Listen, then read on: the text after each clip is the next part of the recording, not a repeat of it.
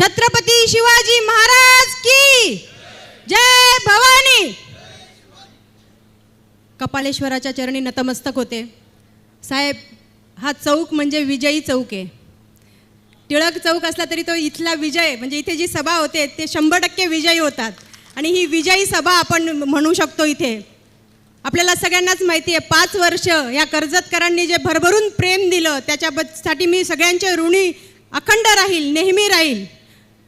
माजी नगराध्यक्ष म्हणून आज पण अभिमान आहे की 5 वर्षापूर्वीचं कर्जत आणि आत्ताचा कर्जतमध्ये जो बदल झाला आहे तो सगळ्या जनतेने बघितला आहे.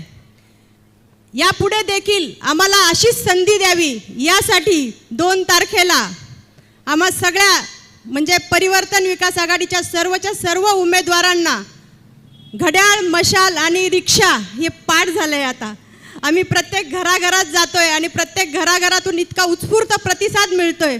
चांगल्या योजना राबवता येतील, अर्धवट राहिलेली कामं पूर्ण करता येतील. या अनुषंगाने आपल्याला सगळ्यांना इथे मी विनंती करू इच्छिते की 2 तारखेला सुट्टी म्हणून कोणी बाहेर जाऊ नका, कारण इलेक्शन म्हटलं की सुट्टी घेतली जाते.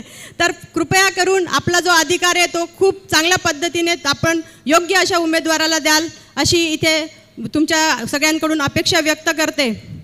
आपल्याला सगळ्यांनाच माहिती आहे की व्यासपीठावरची इतकी सन्माननीय व्यक्ती सगळ्यांचीच नावं घेणं शक्य नाही आणि सगळ्यांनाच आपले मनोगत व्यक्त करायचे. त्यामुळे जास्त वेळ न घेता परत एकदा सांगते, आपल्या सगळ्यांना घड्याळ, मशाल आणि रिक्षा लक्षात ठेवायची आहे आणि 2 तारखेला आपल्याला सगळ्यांना मतदानाला मत केंद्रावर जाऊन आपलं मत तिथे बटन दाबायचं आहे आणि 3 तारखेला विजयाचा जल्लोष साजरा करायचा आहे. एवढंच बोलते आणि थांबते. जय हिंद, जय महाराष्ट्र.